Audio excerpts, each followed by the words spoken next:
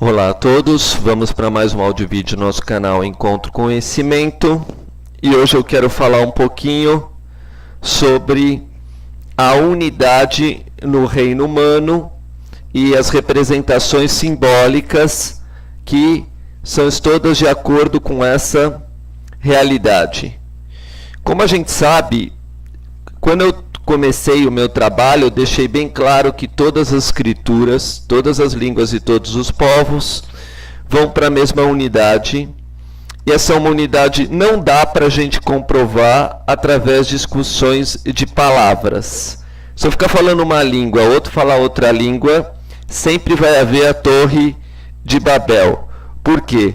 Porque como todas as línguas são codificadas e a língua de um povo ou de uma raça representa uma ação, a gente vai perceber que se for por esse caminho das letras e palavras, a gente vai ficar com discussões vãs e eternas.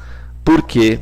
Porque sabemos que cada um de nós tem uma parte específica. Resumindo, nós temos cada um de nós uma digital. Então eu vou ser sempre diferente de uma outra pessoa, o outro vai ser sempre diferente de mim. Isso é a riqueza, isso é a diversidade que Deus deixou para nós. Mas não é porque Deus deixou a diversidade que nós vamos, na realidade, nos tornarmos inimigos, né? Porque eu tenho uma obra a ser feita diferente do outro, que o outro tem uma obra a ser feita diferente da outra pessoa e etc., né? É que eu vou ser inimigo do outro porque ele não faz exatamente a mesma coisa que eu faço. E é exatamente aí que está o problema das mãos dos homens. A gente julga os outros por ser diferente de nós, por não entendermos o caminho do outro. E quando a gente tenta mostrar que uma coisa é parecida com a outra, aí normalmente vem as brigas, etc. Não, a tua religião é diferente da minha, eu faço rito, você faz aquele rito, eu faço isso, você faz diferente de mim, e assim por diante. Então, vem a Bíblia e vai esclarecer isso de forma brilhante. Eu vou usar o Novo Testamento, porque volto a dizer que eu estou tentando usar uma linguagem que é mais simples para as pessoas, não explorando a peculiaridade da língua de cada povo, a gramática da língua de cada povo, os costumes, os hábitos de cada povo. Então estou tentando ser o mais simplista possível. Então eu vou usar aqui o capítulo 14 de Romanos para falar um pouco dessa diversidade e diferença, e vou usar também aqui o conhecimento do número 14, né? Sabemos que o número 13, para quem conhece o tarô, hoje eu estou tendo que acelerar o conceito cada vez mais, as pessoas que não estudaram vão atrás. O número 13 tem a ver com a morte. Então o número 14 automaticamente, se vem depois do 13, tem a ver com após a morte. Essa morte que a gente diz são os conceitos humanos, né? Toda a divisão que existe na humanidade vem porque o homem não percebe que a verdade é uma só, devido à concepção religiosa, devido à concepção sanguínea que ele recebeu, ele faz separação. Então vem o capítulo 14 de Romanos e chama todas essas pessoas de enfermo na fé. Então, como a gente deve agir com as pessoas que fazem ainda divisão? Dizendo, eu sou desse país, eu sou desse povo, eu sou dessa raça, eu sou dessa religião, que eu sou desse credo e etc. Onde vemos claramente atuando o fanatismo. Então vem o capítulo 14, que é igual a 5, e a carta é como a gente deve agir, que é a temperança, né? Ver como a gente vai poder modelar essa energia, né? Como que a gente vai poder agir com as pessoas que cada um tem o seu credo, a sua religião, e continuam sempre batendo nisso. Ah, eu sou dessa religião, ah, eu sou desse povo, eu aprendi assim, ah, eu aprendi assado e etc. Então está escrito: ora, quanto ao que está enfermo na fé, recebei-o não em contendas e sobre dúvidas. Porque um crê que tudo se pode comer, e outro que é fraco come legumes. O que come, não despreze o que não come. O que não come, não julgue o que come, porque Deus o recebeu por seu. Vamos mostrar que esse capítulo 14 tem tudo a ver com o Velho Testamento agora, porque eu vou pegar o capítulo 14 do Velho Testamento e fazer uma comparação com esse capítulo, dizendo que a verdade estava no capítulo, no sentimento do capítulo e não na escritura. Vemos então aqui Paulo repetindo, né, para quem quer acompanhar o capítulo em termos de Novo Testamento, ele é o 131, né? E eu estou lendo 14, 1, 2, 3, 4, falando sobre comida. Vai chegar o capítulo 14 de Deuteronômio, que tem o mesmo valor numérico, e vai falar assim, ó: porque és povo santo ao Senhor, versículo 2, teu Deus, o Senhor te escolheu de todos os povos que há sobre a face da terra, para que seja o seu povo próprio. Nenhuma abominação os comereis. Estes são os animais que comeres. Então, para um povo, ele prescreveu, né? Aqui, para um determinado povo, e aqui no caso é o povo de Israel, né? Que eles tinham que evitar determinados alimentos, determinadas comidas. Por que ele prescreveu para um determinado povo uma coisa? Porque naquele tempo já se sabe que esse povo vai pecar, vai fazer coisa errada e não vai alcançar o seu objetivo. Então toda a restrição que existe na Bíblia é para o bem daquele povo, daquela raça, daquela língua. E depois, se aquele povo entendesse que se ele transmitir isso para o outro, seria um bem universal. Mas isso acaba não acontecendo, porque ele fala: olha, está escrito para mim isso e não para você. Mas na realidade isso é um sinal, isso é um ensinamento que todos deviam ler e ter o discernimento, se vai usar para si ou se não vai usar. Então a gente vê que ele diz, a partir do capítulo 14, que certos animais que a gente podia comer iam prejudicar a gente na nossa evolução espiritual. Isso não é obrigatório que vai prejudicar a gente, mas tem a tendência de prejudicar a gente. Então, se tem uma tendência que pode te prejudicar, você poderia evitar, né? Eu vou evitar isso, eu vou evitar aquilo e etc.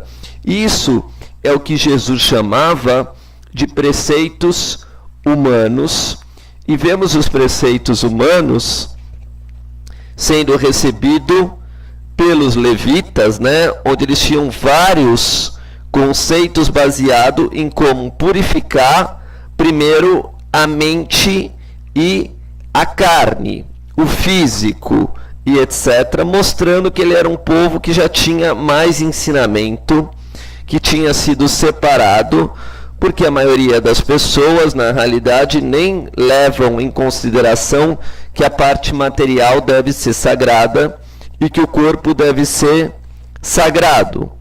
Então, vemos isso como a consciência de cada um é diferente e que como cada um deve se colocar perante a interpretação da Bíblia e aos seus preceitos. Porque aqui está prescrito, e toda coisa que é prescrita serve para orientar a gente para um caminho bom, mesmo a gente pensando que aquilo que era severo ou restrito era negativo. Aquilo tem um motivo para que a gente possa evoluir espiritualmente. Mas o mais importante daqui, como eu venho dizendo, é que no mesmo capítulo em Romanos, que Paulo está falando o que pode comer e o que não pode comer, no Deuteronômio, no mesmo capítulo, está falando a mesma coisa. E aqui continua dizendo, né? Quem és tu, né, que julga o servo alheio para o seu próprio senhor, se ele está em pé ou cai, mas estará firme, porque poderoso é Deus para o firmar. Aí continua falando no 14:5. Um faz diferença entre dia e dia, mas outro julga iguais todos os dias. Cada um esteja inteiramente seguro em seu próprio ânimo. Então, quer dizer, todas as decisões baseadas nos preceitos humanos, cabia ao homem escolher e se responsabilizar. Então, Paulo define dessa forma: aquele que faz caso do dia para o Senhor, o faz. O que não faz caso do dia para o Senhor, o não faz. O que come para o Senhor come, porque dá graças a Deus. E o que não come, para o Senhor não come, e dá graças a Deus. Então, a definição de Paulo é você ter a sua própria consciência, né? E não é a definição de Paulo, é a definição dos apóstolos todos, sem exceção. Você vai ter que ver o nível que você está alcançando de evolução, ouvir a orientação dos outros e tomar a sua própria decisão, sendo que você que vai ser o responsável. Porque nesse mesmo versículo, capítulo 14:12, está escrito: de maneira que cada um de nós dará conta de si mesmo a Deus. Então, no 14:13, Paulo fala de maneira claríssima: assim que não nos julguemos mais uns aos outros, né? Então, o importante era que um não julgasse o outro, e ao contrário, devia um ajudar o outro. Então, a gente não tinha diferença entre povo, raça, credo, cor, não. Deviam todos estudar juntos, cada um mostrando o seu entendimento da sua escritura, vendo a analogia e os pontos em comum, né? Para se cumprir o que está escrito em Romanos 13:10. O amor não faz mal ao próximo, de sorte que o cumprimento da lei é o amor. Então, isso que eu estou mostrando, né, acaba sendo colocado, dizendo: sigamos, pois, as coisas que servem para a paz e para a edificação de um para com os outros. Romanos 14:19. Esse Romanos 14:19, né, vai ser igual a Gênesis 14:19. Por isso que o homem está perdido, porque como ele não estudou profundamente as escrituras e não conhece valores numéricos, ele simplesmente se perdeu através de palavra, gramática, discurso de línguas, que vai ser sempre a sua perdição, porque ele desenvolveu o seu intelecto e não o seu sentimento, nem a sua intuição. Então está escrito: e abençoou e disse: bendito seja Abraão do Deus Altíssimo, o possuidor dos céus e da terra. Então, existe uma ordem na Bíblia chamada Melquisedeque, que é uma ordem ligada ao poder divino no sentido angelical. Por isso que eu estou usando o capítulo 14, que o símbolo no tarô é a temperança, que é um anjo, que é uma ordem pós-morte, quer dizer, pós-discussão dos homens de comida e bebida ou costumes e hábitos recebidos por cada cultura, religião, familiar e assim por diante. Então, quando temos os números, como eu expliquei, já não teremos mais esse problema, né? Se você faz isso, você faz aquilo e etc., isso já não interessa mais. Se você é judeu, se você é italiano, se você é nobre, se você é pobre, se você é rico, você é servo, cai na ordem de Melquisedeque, que também é a ordem da geometria sagrada, tão comentada hoje em dia, né? Sem nenhuma importância. Mas vemos a maioria dos homens ainda sem esse entendimento, sem esse conhecimento.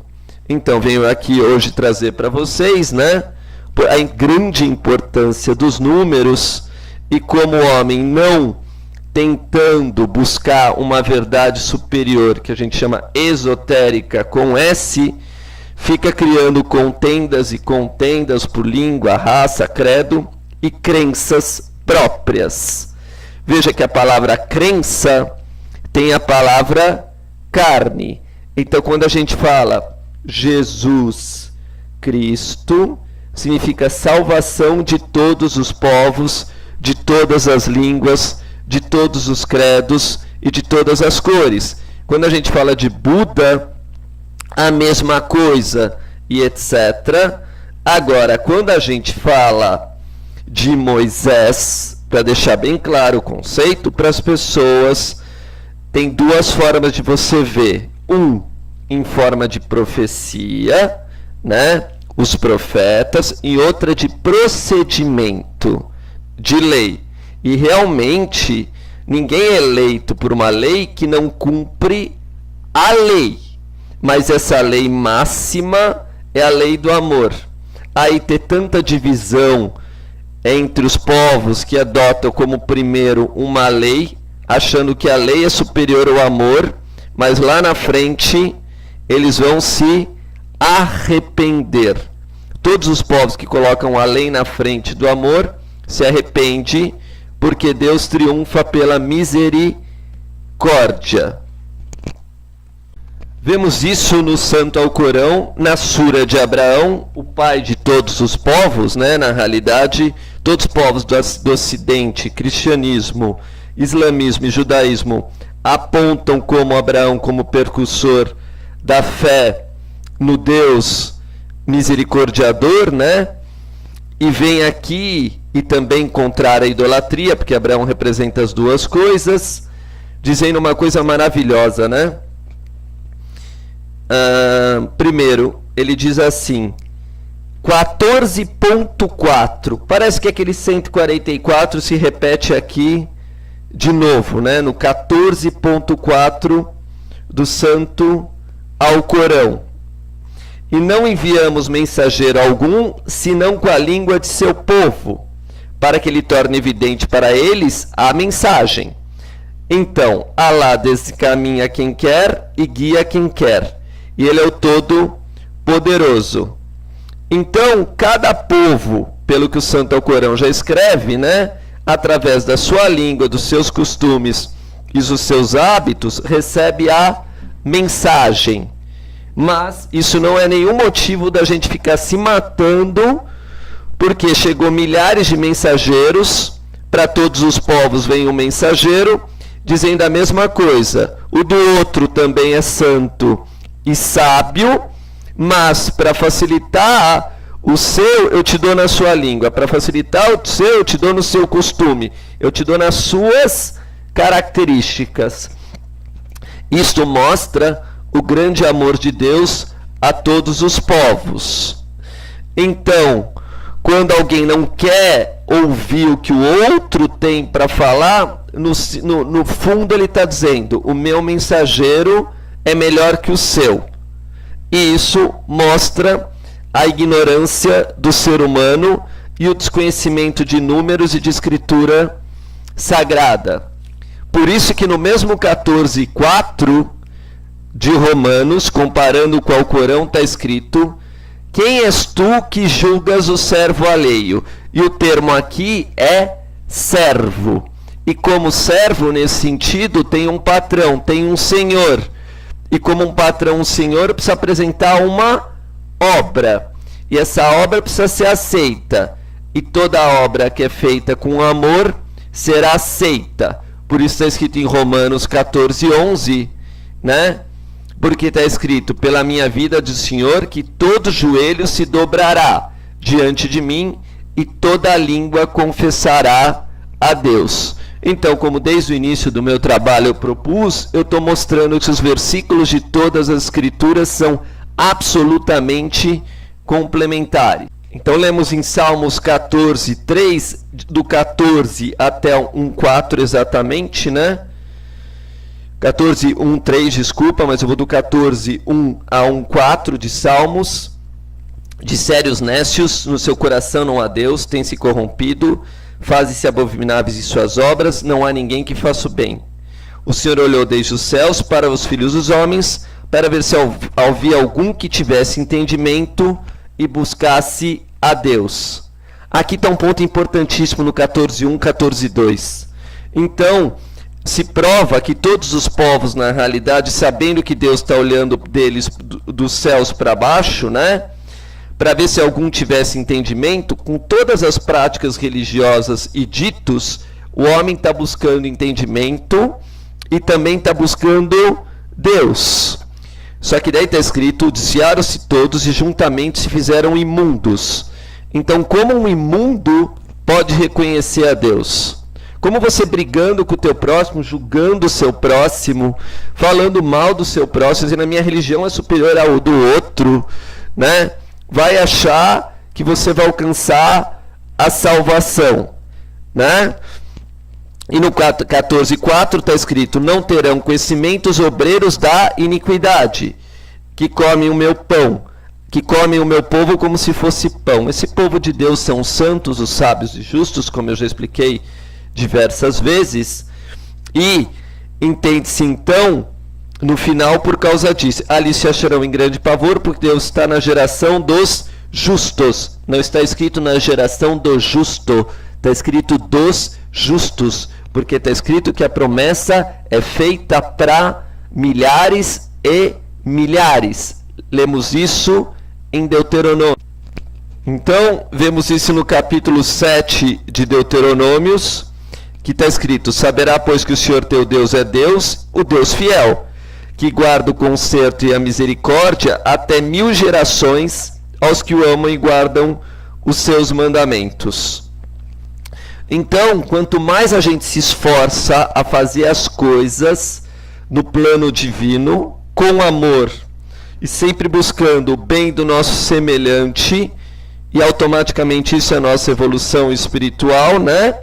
Nós faremos parte de todas as escrituras sagradas, não de uma só, de todas, porque agiremos através da misericórdia, como está escrito, que guarda o conserto e a misericórdia até 1000 gerações.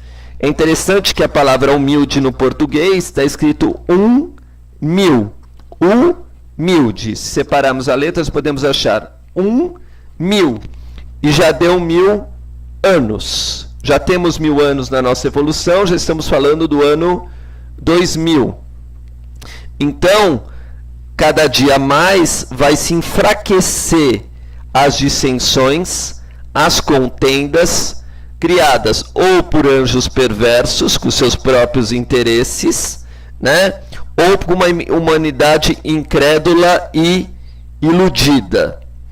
Então, todos os grandes seres falaram a mesma coisa, como eu venho falando em outros áudios, vídeos, e a própria Escritura é a prova final disso. Então, quando alguém vai falar de qualquer coisa, ele pode pegar o Alcorão, a Torá, a Sutra budista, né, o Bhagavad Gita, e vai ver que os ensinamentos foram deturpados pelo homem, assim como já estava escrito em todas as escrituras e até no Santo Alcorão, para quem não conhece, de maneira bem clara. Então, todos os mandamentos são bons, porque lemos em Deuteronômios escrito assim: todos os mandamentos que hoje vos ordeno guardarei para o fazer, para que vivas, e não para que morras, né? E vos multiplique, até chegar nessas 1000 gerações, até você chegar no número 1000, de 1000 para diante, 1001, 1002, 1003, e assim por diante, que é um novo milênio. E que então, quanto mais coisas a gente fizer certo na nossa religião, no nosso povo, na nossa raça, com um sentimento de amor ao próximo, né, mais luz a gente vai receber. Então temos que ter sede de instrução, sede de caminhos, mas nunca confundir com um homem que acha que é por isso que ele vai ser salvo. Não, ele vai ser salvo pela graça divina, como afirma também todas as Escrituras. Vemos então em Romanos 3:20, dizendo: por isso nenhuma carne será justificada diante dele pelas obras da lei, porque pela lei vem o conhecimento do pecado. Como eu já expliquei, todo pecado existe na divisão dos povos, raças, línguas, carne, etc. E isso está bem claro aqui em Romanos 3:20. Então vem a Bíblia com um conceito muito claro, diz: sou estrangeiro desse mundo, quer dizer, eu não vou participar dessas discussões de vocês de comida e de bebida, se eu como isso, se eu faço aquilo, se esse dia é sagrado para mim, se outro dia não é sagrado para mim, etc. Esse termo na Bíblia é usado como estrangeiro. Hoje estão falando muito dos ETs, etc., mas quem entende o conceito da divisão dos homens, na Bíblia é chamado de estrangeiro. Fui peregrino e estrangeiro, quer dizer, vi que todos os povos pecam na mesma coisa, que isso é idolatria, nada mais do que idolatria, e permanecem presos nos seus pecados. Então vem a Bíblia desde o início e vai falar depois mais claramente, né? No versículo 3:24, sendo que 24 representa 24 horas de um dia, e está escrito: sendo justificados gratuitamente pela sua graça e pela redenção que há em Cristo Jesus. Né? E essa raça é a fé no amor. Quando você tem fé no amor, você não julga os outros credos, outras raças, outras religiões, porque você é conhecedor da verdade, que os profetas e os mensageiros foram para todos os povos, e os sábios também existem em todos os povos, e o que falta para nós apenas é a união entre todos nós, para que podemos depois interpretar cada vez mais profundamente as Escrituras. Lemos então em Hebreus 9:10, e pelo amor de Deus, quando eu falo para ler um versículo, leia todo o contexto do versículo, né? Leia o capítulo 9, 1, 2, 3, 4, 5, 6, 7, 8, 9, 10, porque senão você não vai entender o contexto.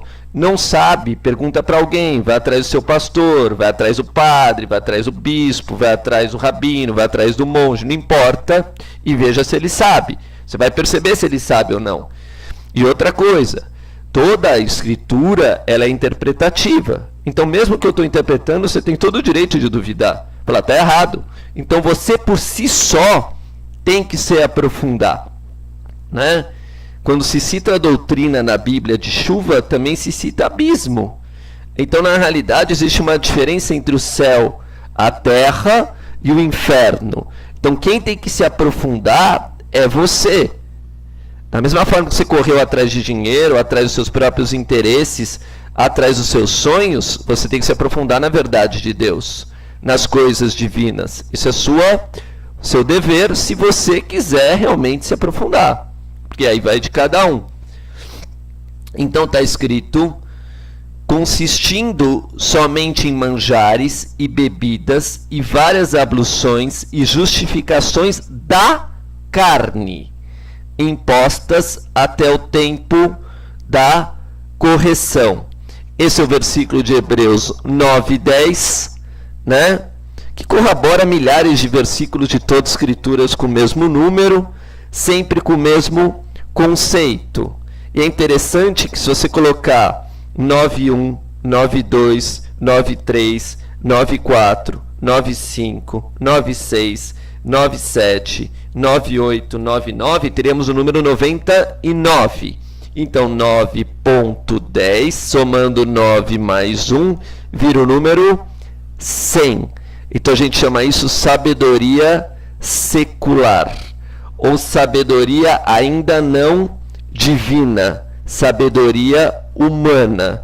Isso é justificado em milhares de versículos, como eu falei, sempre com o mesmo conceito, mas está escrito exatamente no 9:9, a conversão de Mateus.